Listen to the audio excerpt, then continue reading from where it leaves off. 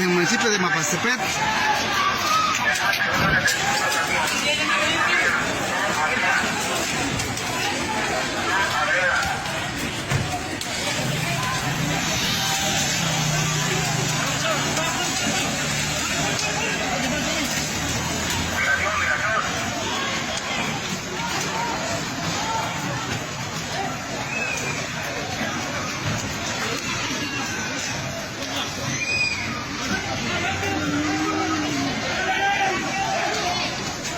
Es como para Foro TV, desde el municipio de Mapastepet, donde en estos momentos, pues,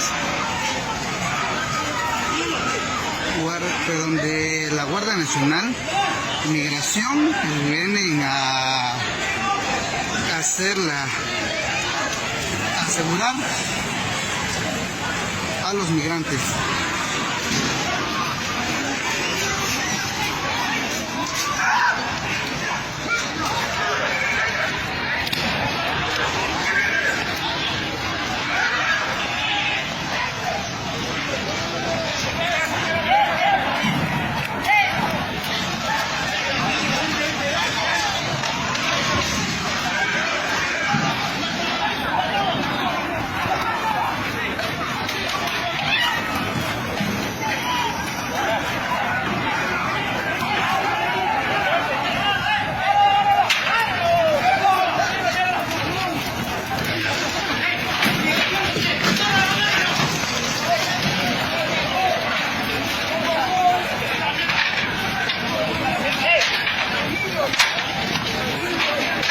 Cuidado, cuidado.